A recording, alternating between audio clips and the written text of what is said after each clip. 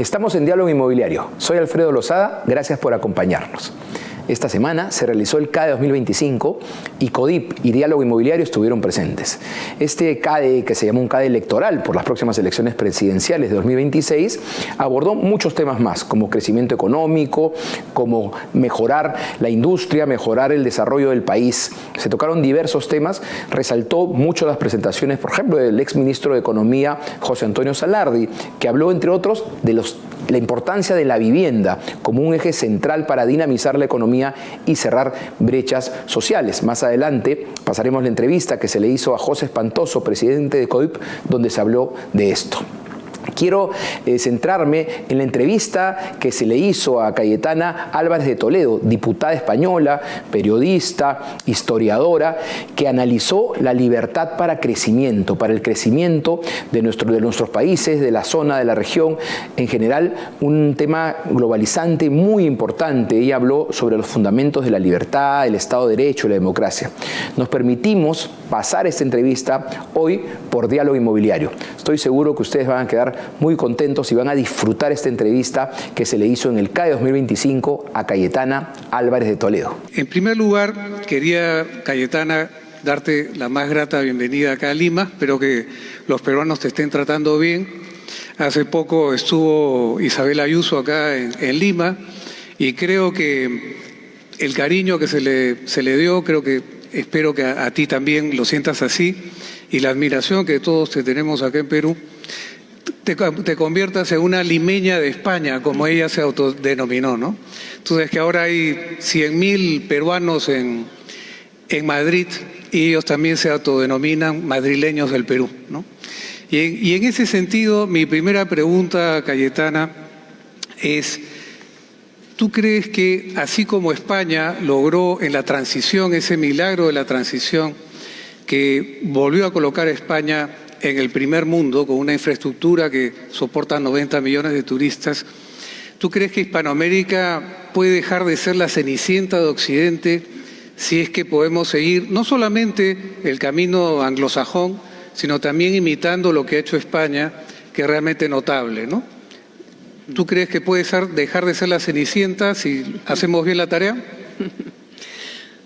Bueno, muy buenas tardes a todos, y yo quiero empezar dando de corazón las gracias a María Isabel León y a Gonzalo Galdós y a todos ustedes por esta amabilísima acogida. Estoy profundamente feliz de estar en el Perú, de estar aquí en Lima.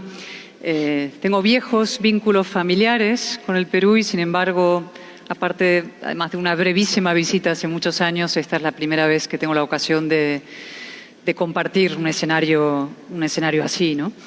Y no puedo dejar de hacer una primera mención inicial a una persona que para mí fue un referente en tantos sentidos, un referente intelectual, un referente moral, que es Mario Vargas Llosa. Un gigante de las letras y un gigante también de la libertad.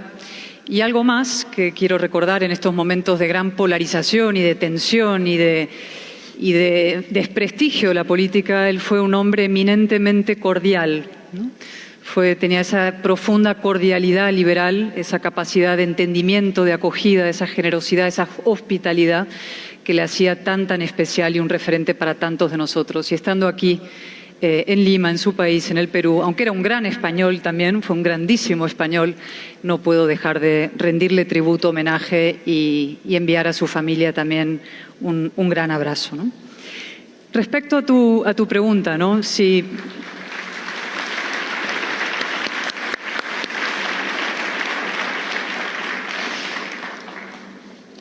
yo iba casi a empezar con mi mensaje central, ¿no? Que era un emplazamiento a los empresarios, ¿no?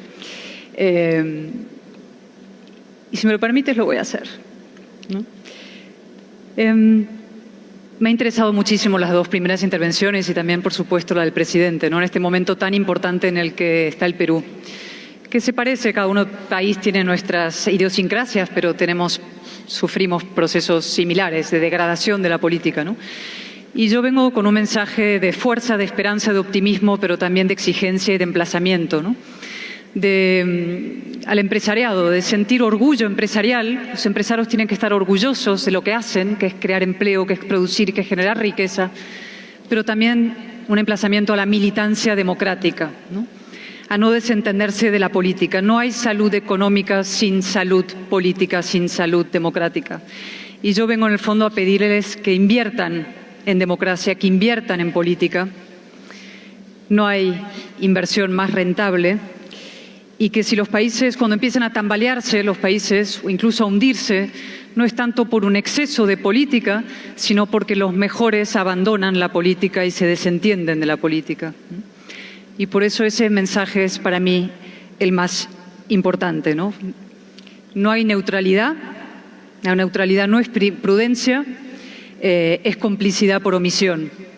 Y por tanto les animo a eso, a implicarse en política, a ocuparse de la política y a invertir en democracia.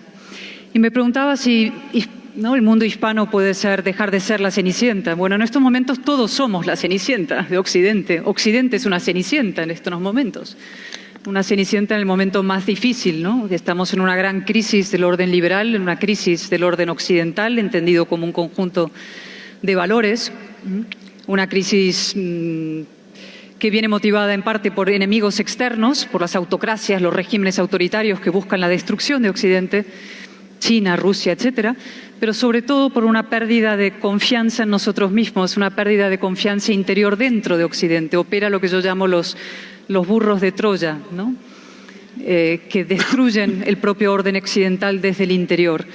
Y yo no veo alternativa al orden liberal, ninguna alternativa que sea capaz de garantizar la prosperidad y la convivencia pacífica de los pueblos, y por tanto mi planteamiento es la refundación del orden liberal. Y sobre esto estoy meditando profundamente para intentar escribir, si encuentro el momento, un pequeño ensayo, pero ir identificando cuáles son los pasos necesarios para esa imprescindible refundación del orden liberal. Cayetana, me acuerdo, tuve el gusto de conocerte en Madrid, precisamente en el foro de la Fundación Internacional de Libertad con Mario Vargas Llosa. Y se está haciendo el homenaje a otro titán de la hispanidad que era Carlos Alberto Montaner. Sí.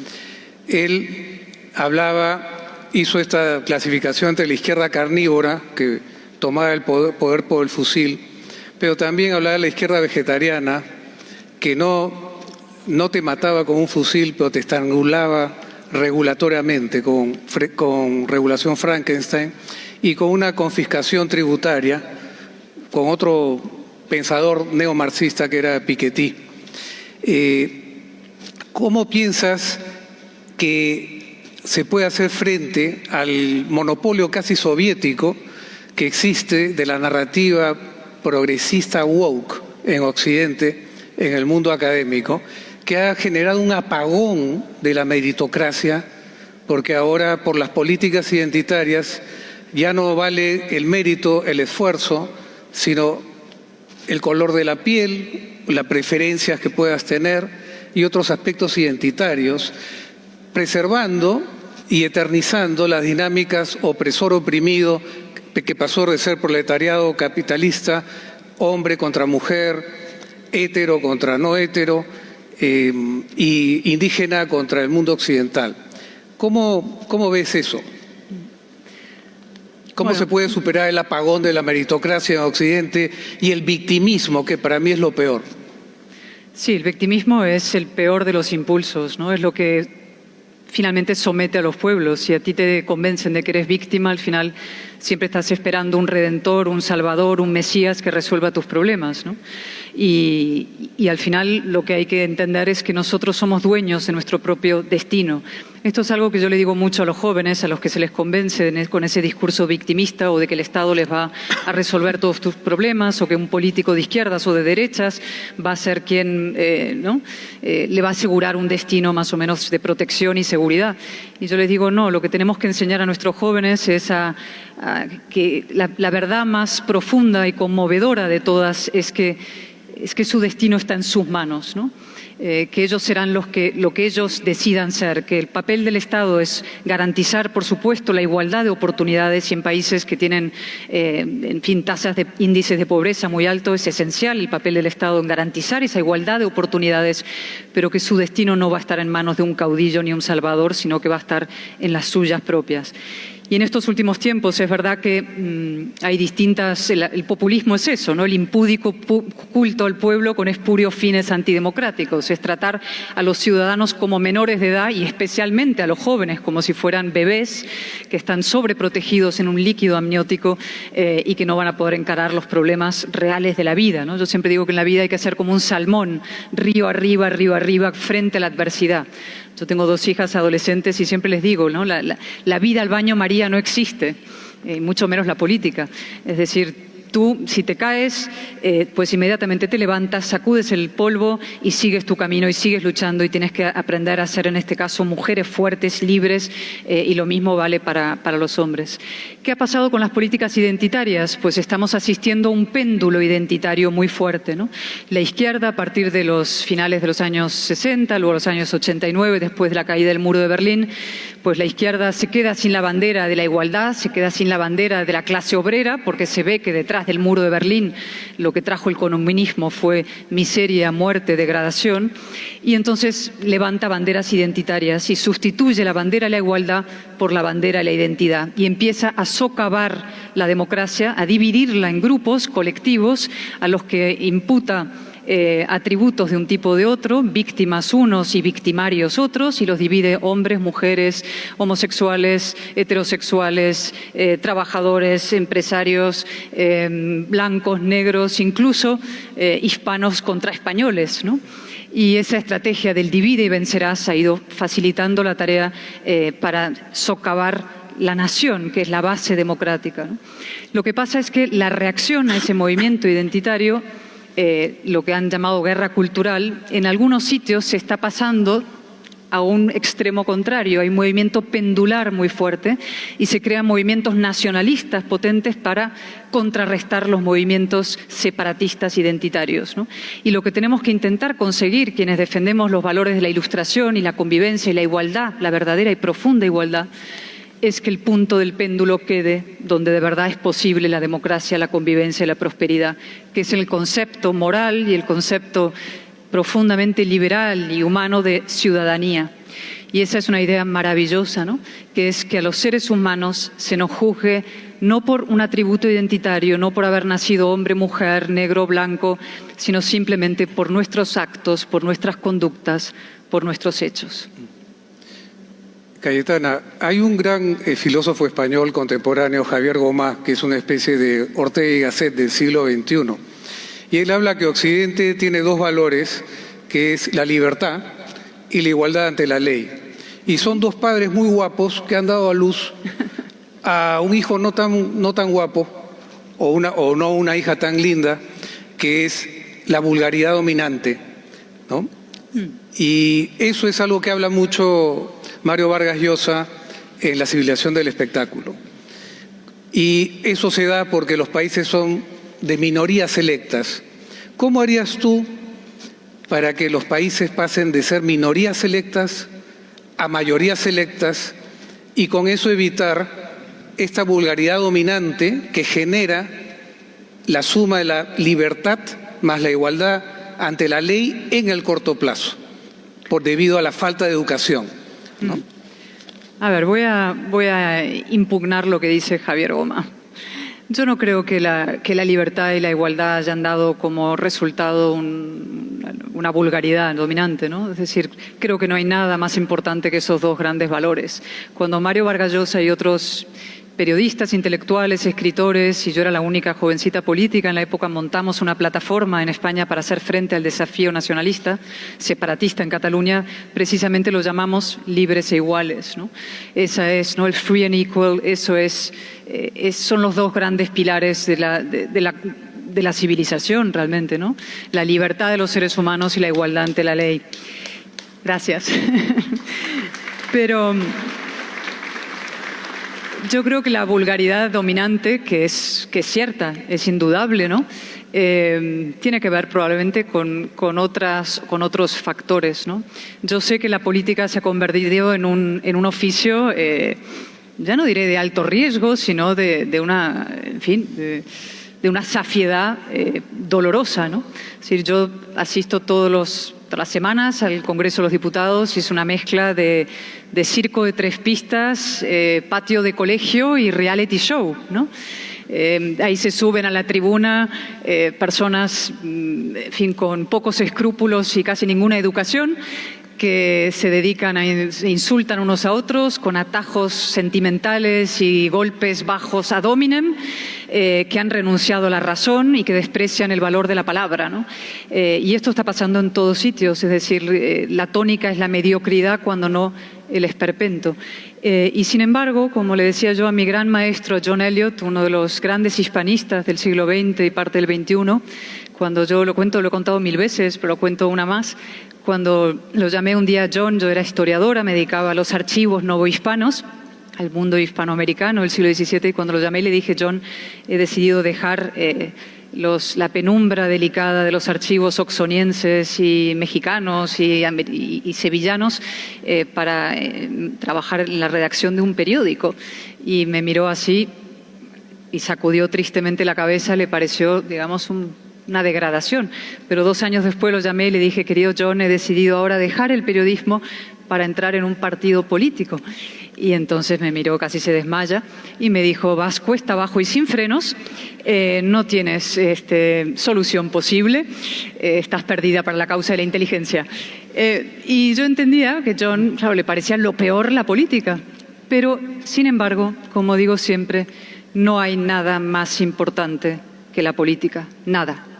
Las decisiones que toman los políticos afectan a todos los ámbitos de la vida de la gente, desde lo más pequeño, como digo siempre, el trazado de una carretera, hasta lo más drástico, que es tomar decisiones sobre la vida y la muerte, gestionar una pandemia, por ejemplo, decidir si un país participa o no en una guerra, decisión que ahora nos emplaza a los europeos de manera muy, muy directa, ¿no? Y esas decisiones las toman políticos, y por eso es tan importante que a la política se dedique lo mejor de la sociedad, los más inteligentes, los más honrados, los más competentes, lo mejor de la sociedad. Y esa tarea de dignificación de la política y de acabar con la vulgaridad de la política y de defender la palabra, rehabilitar la verdad en la vida pública, la buena voluntad en la vida pública, creo que nos corresponde no solamente a los que estamos en la política, sino también a quienes formáis parte como ciudadanos de una comunidad política y por tanto moral.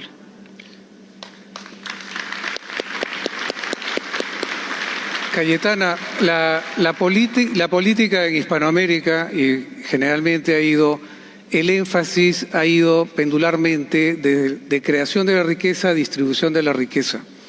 Y creo que la creación de riqueza es obvio, ¿no? El sentido común es sumamente importante. Y decía Churchill, es una idea socialista o comunista decir que hacer utilidades es un vicio. El vicio es hacer pérdidas. Y Margaret Thatcher, que creo que tú admiras muchísimo, decía: nadie se hubiera acordado del buen samaritano si solamente hubiese tenido buenas intenciones. También tenía dinero. Es muy importante generar riqueza para ser un buen empleador y poder también tener actividades filantrópicas y reinvertir esas utilidades en la creación de trabajo formal. ¿Qué crees tú por qué hay esta casi patología de solamente distribuir riqueza en nuestra región? ¿Y qué le dirías a los empresarios que ante lo que ha pasado después de la caída del muro de Berlín nos dedicamos a aumentar el PBI, descuidamos la cultura y el mundo académico, y ha sido pues tomado por básicamente la izquierda vegetariana que hablaba Carlos Alberto Montaner? Hay que pasar del éxito a la trascendencia. ¿Cuál es el mensaje al empresariado para que no solamente conspire para aumentar el PBI, sino también nos involucremos con ONGs?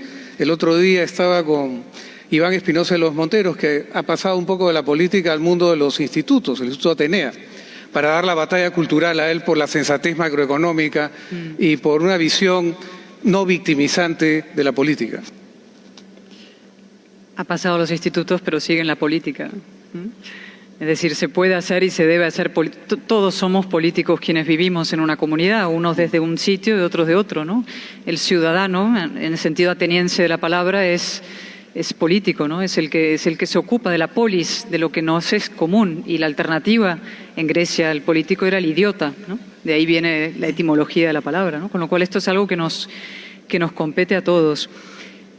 Tu pregunta es, o sea, ¿qué tienen que hacer? O sea, si los empresarios se tienen que ocupar también, ¿no?, de la redistribución. Yo creo que generar empleo, generar riqueza, generar trabajo, eso es una labor extraordinaria, ¿no? Y que hay que ponerle una medalla a cada pequeño empresario y gran empresario que crea empleo y que crea trabajo.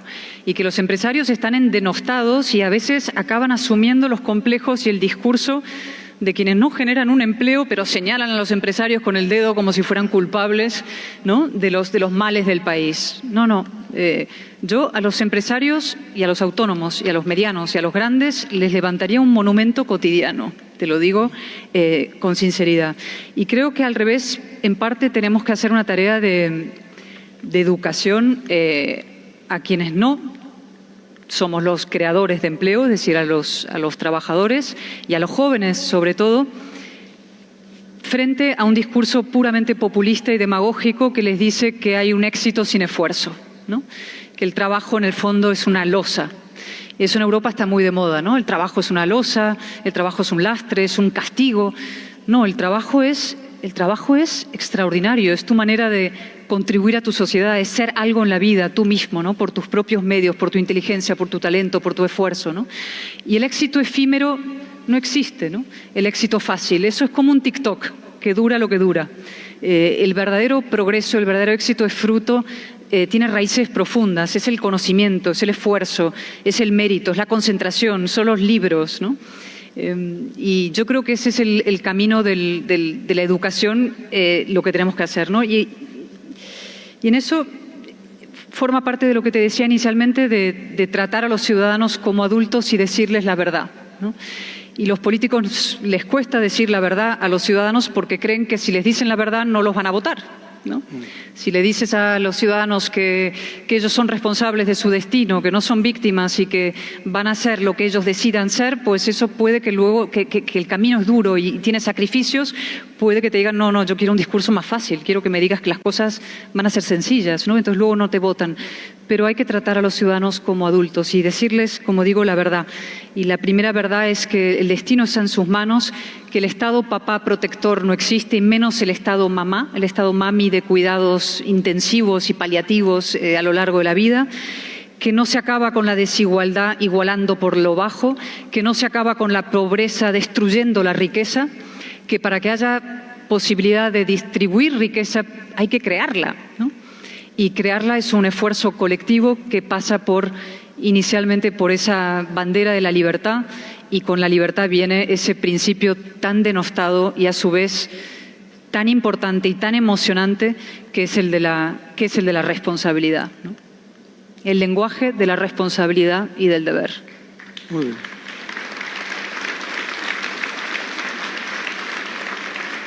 Ha habido un culto al tema de la desigualdad. A mí me parece que había una hipertrofia ahí, una inflamación de ese sentido, porque el problema de las sociedades no es la desigualdad, ¿no?, sino es la pobreza. Porque Axel Kaiser dice, ¿qué prefieres? ¿Una sociedad con una moderada desigualdad en abundancia o prefieres una sociedad en total igualdad pero en pobreza? Ahí el tema del... La absoluta igualdad era el proyecto comunista y acabó como acabó. Acabó con millones de muertos y miseria, ¿no? Otra cosa es la igualdad de oportunidades, que evidentemente esa es una obligación primordial de quienes estamos en política o en la vida civil, ¿no?, que es garantizar a todos la máxima oportunidad de igualdad de oportunidades, ¿no? Y eso es un reto inmenso, evidentemente. Quería preguntarte, cambiando un poco el tema, Cayetana, que es una pregunta que podría considerarse cliché. ¿Cuál crees que es el rol de la mujer en la sociedad contemporánea? Porque a raíz del libro de Simone de Beauvoir en 1950, del segundo sexo, pasaron de un feminismo de primera generación, que era conseguir igualdad ante la ley, derecho a votar, pero ahora hay una hipertrofia, me parece, ¿no? Incluso la presidenta del CADE le pregunta, ¿usted es feminista? Y ella dice, no, yo soy femenina. Pues creo que vive la différence, ¿no? Creo que es muy importante que somos seres humanos, tenemos derechos y creo que queremos tantas mujeres como hombres lo mismo. Mi esposa siempre me dice, tú siempre me citas a Freud, que qué cosas quieren las mujeres, y ella me responde, ¿no? Queremos exactamente lo mismo que los hombres, queremos ser felices, ¿no? Y queremos alcanzar un proyecto de vida y balancear el tema de la familia. ¿Cuál sería tu reflexión sobre esa hipertrofia que le llaman las feminazis en el mundo contemporáneo, que ven al hombre no como un compañero, sino como un adversario o un enemigo, ¿no? A ver, yo esto me lo preguntaban siempre en España. Ahora el péndulo, como digo, está moviéndose, ¿no? Pero hubo una época, efectivamente, de un feminismo muy radical, muy militante, muy destructivo, muy odiador del hombre, vengativo, malhumorado, pesadísimo, ¿no? Y entonces siempre me preguntaban, pero bueno, ¿y ustedes? Yo dije, mire, yo quiero, y perdónenme, ¿no? Pero digo, yo quiero que me juzguen por lo que tengo en la cabeza, no por lo que tengo entre las piernas. Y esto generaba siempre un cierto escándalo. Pero es así, no lo puedo explicar de una manera más clara. Yo quiero ser juzgada por lo que tengo en mi cabeza, es decir, por mis conductas, mis hechos, mi inteligencia, mi talento, mi capacidad, mi mérito, ¿no? Y en una rueda de prensa en el Congreso, me acuerdo hace unos años, yo era portavoz en mi grupo parlamentario en la época y habían organizado una manifestación enorme por el 8 de marzo, pero querían hacer una huelga, era todo y me preguntaron, ¿pero usted es feminista? Y yo dije, yo soy feminista masónica, y me miraron, creyeron que había dicho masónica, y digo, no, amazónica. Y amazónica por Camille Paglia, que fue vive una feminista más bien de segunda generación, que era la de mujeres fuertes, mujeres libres, mujeres que plantan cara, mujeres que no se hacen las víctimas ni esperan, ¿no?, piedad, compasión ni un trato como menor de edad. No, yo no formo parte de un colectivo identitario, yo tengo mucho en común con muchas mujeres, pero también mucho en común con muchos hombres. Probablemente tengo mucho más en común, no sé, con algunos líderes hombres que con otra, no sé, Cristina Kirchner, por citar a alguna mujer que ya no está en la primera línea. Y es decir, no, mi sexo no va a determinar ni mi voto, ni mi sensibilidad, ni mis prioridades, ni mis objetivos en la vida, ¿no? Así es como lo interpreto. Y teniendo tengo dos hijas adolescentes, les enseño eso, ¿no?, a convertirse en mujeres fuertes, mujeres libres, con criterio propio, y a desterrar la palabra víctima de su vocabulario y de su mapa mental. Cayetana,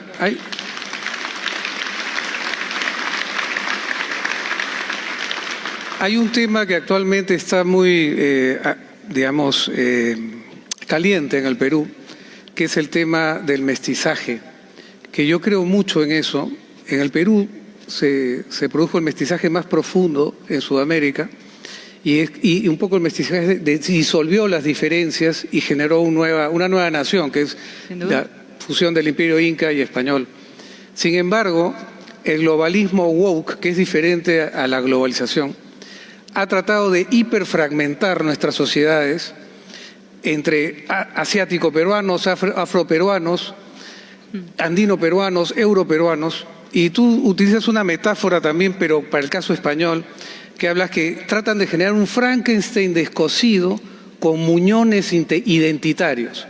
Sí. Quisiera que desarrolles esa idea, porque acá quieren, por ejemplo, muchas empresas encuestadoras quieren resaltar la diferencia entre los limeños y los provincianos. Y como ya no les ha salido con el tema, quisieron quitar la categoría mestizo en nuestros censos nacionales, para quitar esa categoría, ¿no? Pues tal es la manipulación. ¿Cuál es tu reflexión sobre eso, sobre un cosmopolitismo inteligente que toma lo mejor de otra cultura, pero sin perder tu identidad? A ver, hay dos reflexiones que hacer, ¿no? La primera es que esa es la típica maniobra populista, ¿no? Y de divide y vencerás, ¿no? Es decir, la utilización de la identidad, en este caso de la historia, con espurios fines políticos, ¿no? Es decir, está lleno de populistas, y esto es típicamente hispanoamericano, que culpan a los españoles de hace 500 años de los problemas que ellos son incapaces de resolver hoy, porque es mucho más fácil derribar una estatua de Colón que construir un aeropuerto o que crear clases medias, ¿no?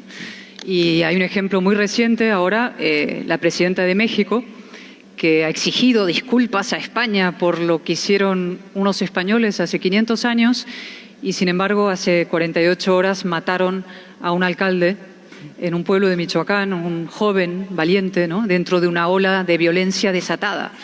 Y yo puse un tuit diciendo, ¿no?, ella exige a España, exige disculpas a España por los muertos de hace 500 años, cuando ella debería pedir disculpas por los muertos que se siguen produciendo hoy, ¿no?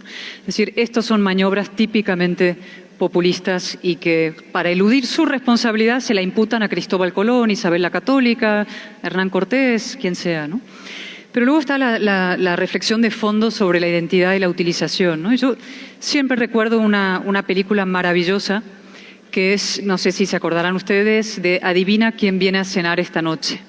Una película con Katharine Hepburn y con Sidney Poitier, el primer actor negro que en ganar un Oscar.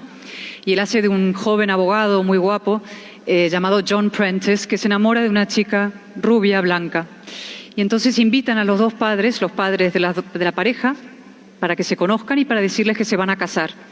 Y John está ahí con sus padres y sus padres se indignan profundamente, su padre, y se van a una salita aledaña al comedor y tienen una muy, muy tensa y desagradable discusión, ¿no? Y su padre le echa en cara, le dice, ¿cómo puedes ser tú, siendo negro, que reniegues de las raíces, ¿no? Reniegues de tu color de piel, de tu raza, de la lucha de los tuyos, de tu madre, de tu padre, de tantas generaciones por conseguir la igualdad de derechos, los derechos civiles, ¿no? Y entonces empieza a subir de tono la conversación cada vez peor y en un momento dado John hace una pausa y le dice a su padre, le dice, papá, tú eres mi padre, yo soy tu hijo, yo te adoro, te quiero, te amo, ¿no? Pero tú te ves a ti mismo como un hombre negro y yo solamente me veo a mí mismo como un hombre, ¿eh? Y en ese cambio de mirada, de verse a sí mismo solo como un hombre, es decir, como un ciudadano de una nación democrática, de libres e iguales, ese es el paso a la verdadera modernidad política. Y todo lo que sea empezar a juzgar a los seres humanos por su color de piel, su raza, su etnia, su religión, su sexo, es una vuelta atrás y una involución. Nosotros venimos del fondo de oscuro de la tribu, ancestralmente venimos de ahí, de tribus, pero precisamente el viaje, la civilización, fue un viaje al encuentro de otras tribus y de otros hombres, ¿no? Un viaje movido por la necesidad, seguramente, pero también por la curiosidad y la ansia de conocimiento, ¿no? Y la idea más extraordinaria que ese viaje alumbra de civilización es precisamente esa idea de que a los seres humanos no se les va a juzgar por ningún atributo tribal, sino precisamente por su condición de ciudadanos iguales y libres en la ley, en una comunidad democrática, ¿no? No podemos renunciar a eso, porque renunciar a eso es no solamente renunciar a la convivencia entre los diferentes, a los distintos, sino también al propio suelo de una nación democrática.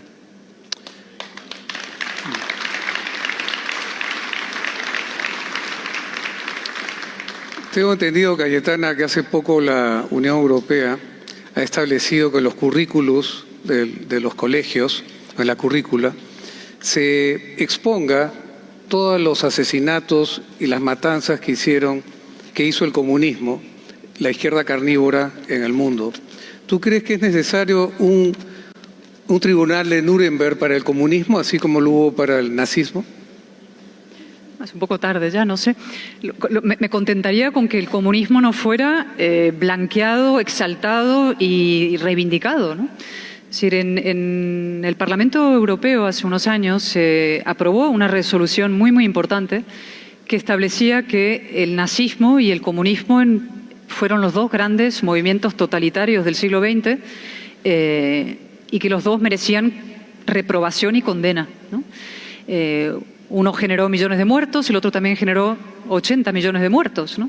El nazismo ha sido lógicamente denostado, reprobado. Nadie va por la vida, salvo grupúsculos muy, muy, muy minoritarios y muy locos proclamándose nazi. Y sin embargo, en el mundo, hay mucha gente que se proclama orgullosamente comunista. En España tenemos una vicepresidenta del gobierno comunista, ¿no? En Chile ahora, en estas elecciones, se presenta una candidata comunista. Y yo estuve en Chile hace poco y la primera reflexión que hice en una entrevista era, pero ¿cómo puede uno en el siglo XXI proclamarse orgullosamente comunista? Eso es como proclamarse orgullosamente nazi, ¿no? Y la gente se quedó parada, me dice, pero el comunismo... No, es que el comunismo generó millones de muertos, destrucción y devastación, ¿no? Y esto forma parte de eso que llamo el tablero inclinado, que es que hay algunas ideas que gozan de una insólita superioridad moral, ¿no? Y el comunismo es una de ellas. Entonces lo que se trata es de nivelar el tablero y explicar las cosas, levantar las palabras, ver lo que hay detrás y desmontar esa insólita, inaudita e injustificable superioridad moral de la que goza el comunismo. Un poco con respecto a eso, lo que es impresionante es esta necrofilia ideológica, ¿no? Porque son ideologías que ya están muertas, ¿no? Entonces yo no entiendo cómo hay gente que todavía quiere estar. Es una necrofilia ideológica, el comunismo. ¿Tú crees que también el movimiento woke está en un proceso de convertirse, los que siguen la ideología woke, que sean necrofílicos? Porque un poco que está en descenso este globalismo woke, pero producto básicamente de su putrefacción moral, ¿no? Porque eso de hacer competir a un hombre con mujeres y que puedan entrar... Eso está en franca retirada, ¿no? Y está en franca retirada. Yo creo que ¿Y por qué? Porque eso ha fracasado. Esas ideas en Europa han generado ahora un movimiento pendular muy fuerte, como digo, hacia en fin, se están moviendo movimientos pendulares extremistas y en muchos sitios en América también, ¿no? Lo interesante es no caer en la tentación del espejo, ¿no? Esto es lo que yo le digo a mis compatriotas y a mis afines ideológicos, ¿no? No podemos, para luchar contra la izquierda radical, no tenemos que caer en los errores del otro lado. Es decir, si unos mienten, decir, como ellos mienten tanto hay que utilizar la mentira, porque es la única manera de luchar contra quienes mienten. O si ellos cogen atajos para llegar a su destino, ¿no?, al margen de la ley, pues hacer nosotros lo mismo. Si ellos socavan la democracia y los contrapesos esenciales de un sistema que son, ¿no?, la oposición, los medios de comunicación y la justicia, pues hagamos lo mismo porque hay que luchar en ese mundo sin reglas. Y yo digo, no, nosotros no tenemos que ser iguales a ellos, no queremos ser iguales a ellos, ¿no?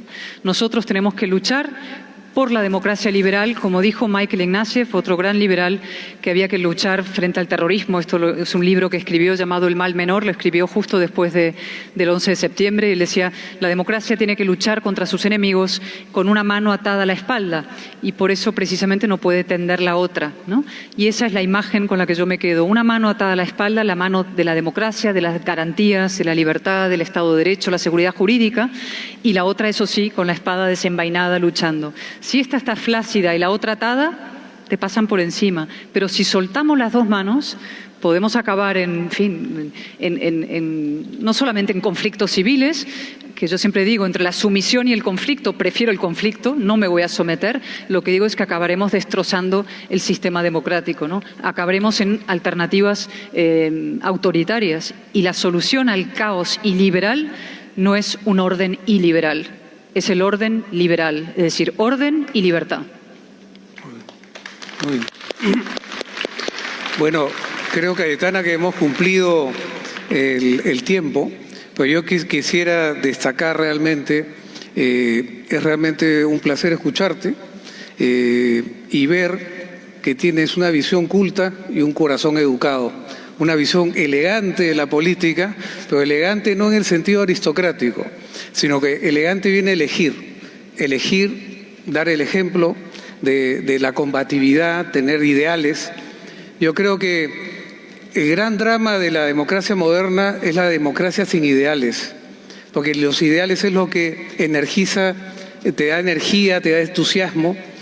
Ideales que pueden ir desde una madre de familia que tiene el ideal de darle una bonita comida a su familia y se esmera en hacer una bonita mesa, ponerle flores y a dar una sonrisa. Pero también el ideal, por ejemplo, de un científico que quiere lograr la cura contra el cáncer, o un Miguel Ángel que hace la Capilla Sixtina. Tenemos que recobrar, creo, esa visión de que la belleza es importante, la verdad, ¿no? Y rescatar la brújula moral de Occidente. Tú hablabas de un rearme moral de Occidente. Yo quería, bueno, creo que no queda tiempo para la pregunta, pero quería dejarlo así. Yo creo que el hecho que el nuevo Papa, León XIV, sea norteamericano y peruano, no es una coincidencia. Ya decía Anatole France que la coincidencia es cuando Dios quiere hacer algo y quiere firmar como un anónimo. Yo creo que eso es un significado muy importante de cómo se puede unir el mundo hispano con el mundo anglosajón, que tú los manejas muy bien, esos dos mundos, y creo que la hispanidad tiene que volver a tener un peso geopolítico, y tú eres una hispana de primer mundo, una titán de la hispanidad como lo fue tu amigo Mario Vargas Llosa. Muchas gracias, Cayetana, bienvenida al Perú. Espero que vengas muchas veces más. Ahora, en Diálogo Inmobiliario, compartiremos la entrevista que le hicimos a José Espantoso, presidente de la Confederación de Desarrolladores Inmobiliarios del Perú, CODIP. CADE 2025, vivienda formal para cerrar brechas sociales y dinamizar la economía. José Espantoso, cuéntanos esto. Súper contento, Alfredo, y sobre todo muy potente lo que hemos vivido ahora en la última charla, donde el exministro Salardi ha hablado de la importancia de la vivienda, ¿no?, como un cerrador de brechas, ¿no?, y donde él, desde su visión, decía que sí es posible hacer 1.200.000 viviendas como meta que tiene que grabarse cualquier próximo gobierno para bajar, digamos, el déficit habitacional, y realmente, como tú bien sabes, lo importante que es la vivienda formal para cerrar brechas sociales, ¿no? Qué bueno que ya se esté hablando de este tema. Antes estaba ausente el tema de vivienda. Esperemos que ahora se traslade a los planes de gobierno de los candidatos presidenciales, que se hable de la vivienda formal, que es también algo que está trabajando CODIP. Y tú eres testigo, además, Alfredo, porque además tú lo has visto, que cuando hicimos el análisis de los planes de gobierno de las elecciones pasadas, no era posible que ningún partido político tenga la palabra vivienda en sus planes.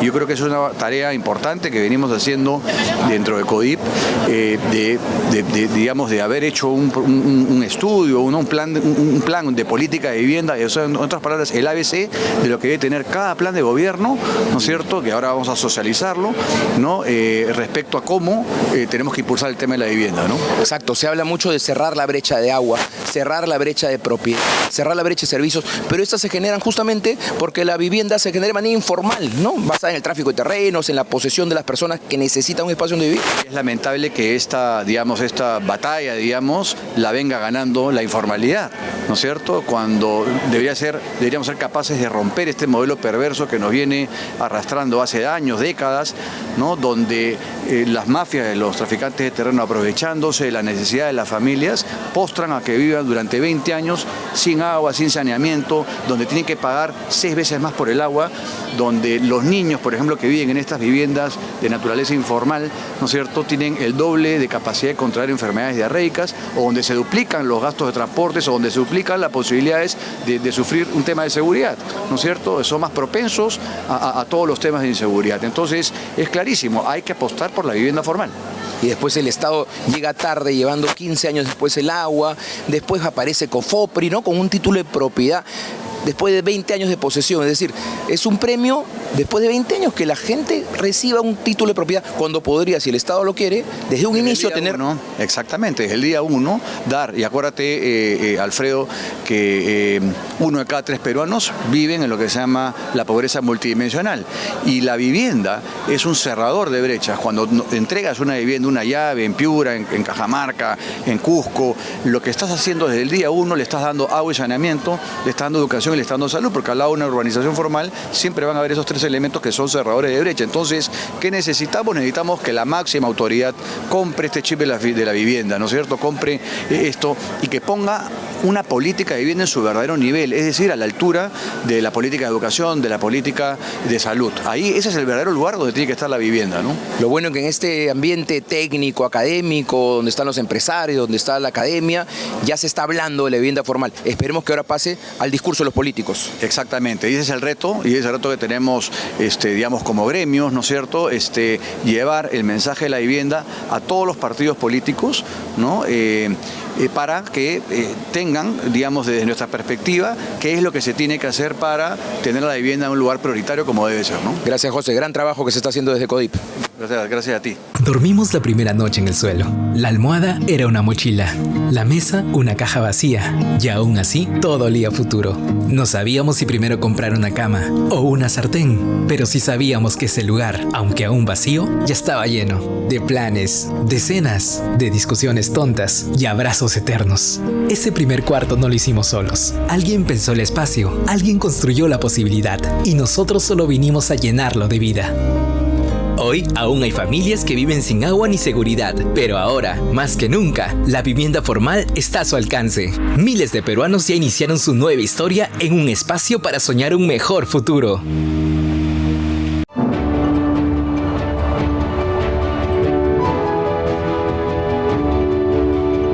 Iglesias, calles, monumentos, jardines y espacios públicos son recuperados de forma continua y permanente en el Centro Histórico de Lima, desde que se aprobara el Plan Maestro para su revitalización en 2019.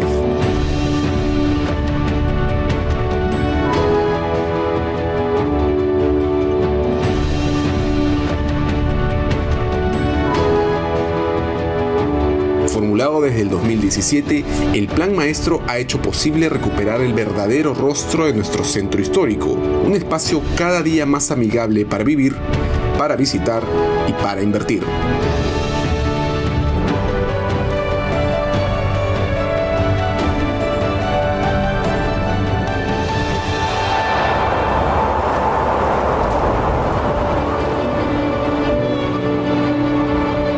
Hoy por hoy, nuestro equipo de conservación y restauración es el más solvente de toda Latinoamérica, con un nivel de detalle nunca antes visto en el Perú y un estándar de profesionalismo que es referente para toda la región.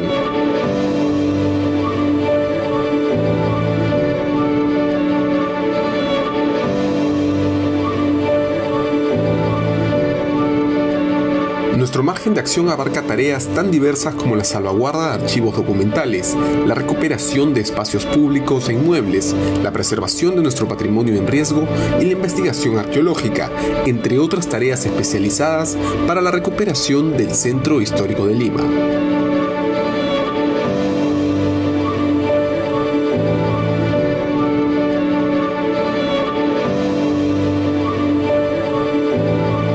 Lograr el objetivo requiere el compromiso con nuestra historia y patrimonio. Seamos parte de esta gran recuperación.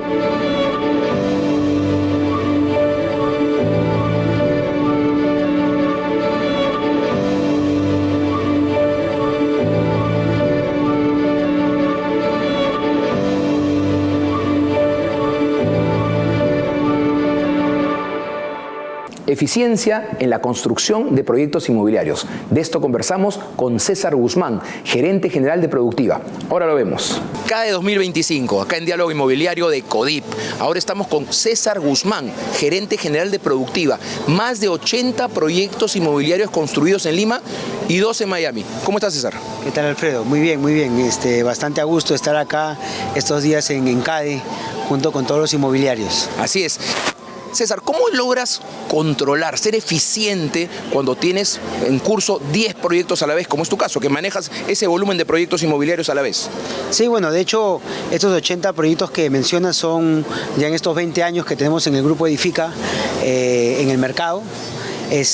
Sí, justamente el año pasado, bueno, este año 2025, hemos ejecutado alrededor de 10 proyectos en paralelo.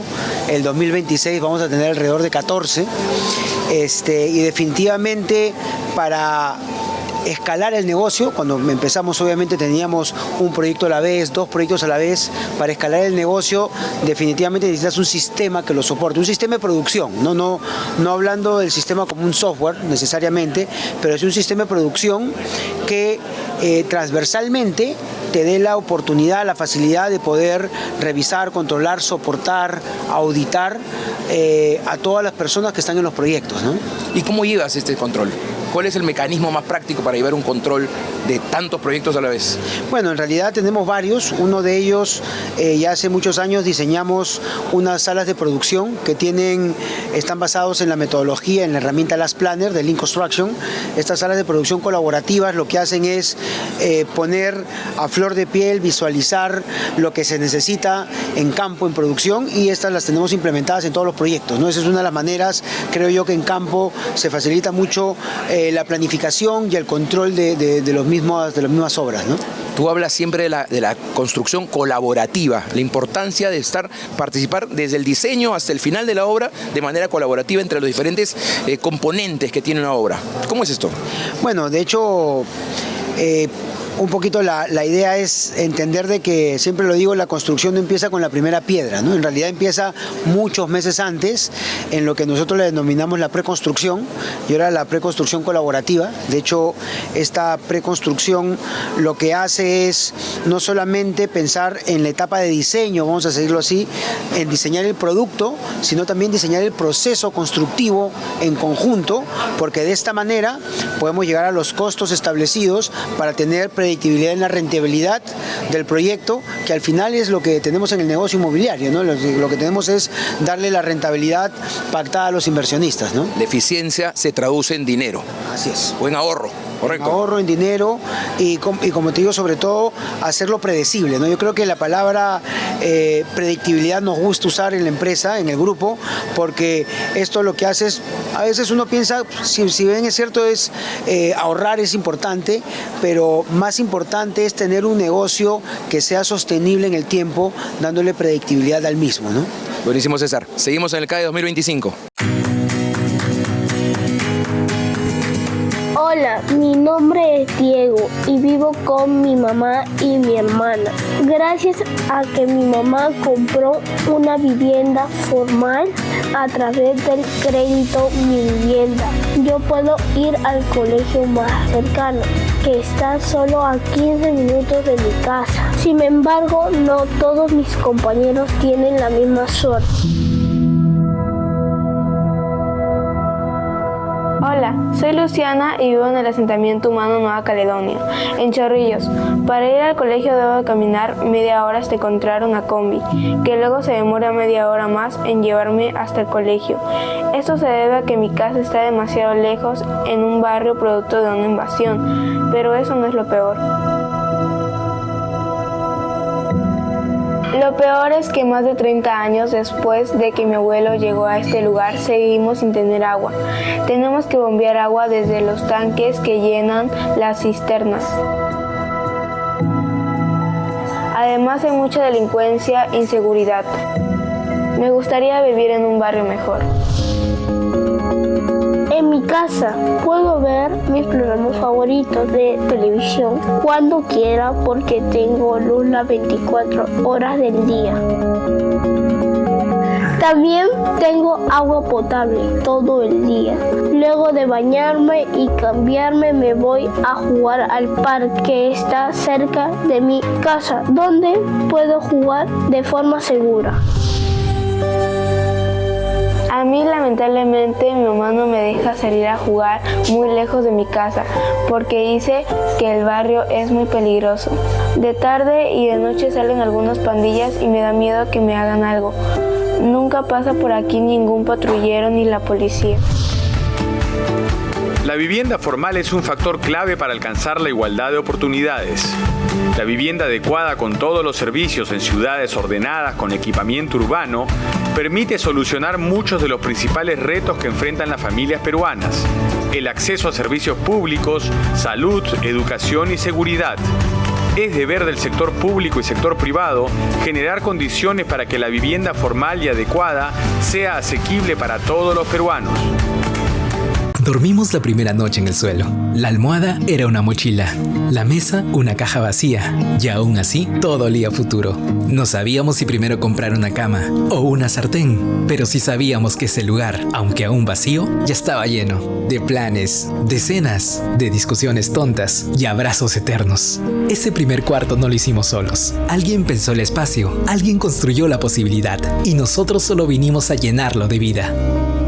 Hoy aún hay familias que viven sin agua ni seguridad, pero ahora, más que nunca, la vivienda formal está a su alcance. Miles de peruanos ya iniciaron su nueva historia en un espacio para soñar un mejor futuro.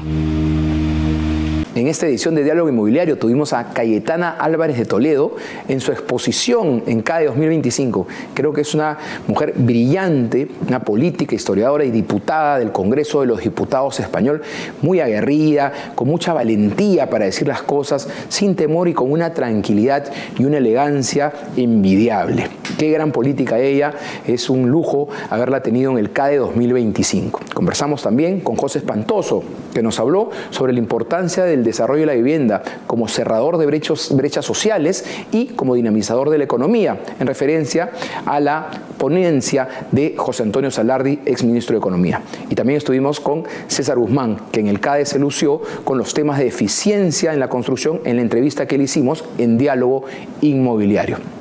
Esto ha sido todo por hoy. Síganos en nuestras redes sociales. Estamos en TikTok, Instagram, Facebook, LinkedIn. Ahí podemos seguir conversando de estos temas tan importantes, el desarrollo inmobiliario y el crecimiento ordenado de nuestras ciudades. Muchas gracias.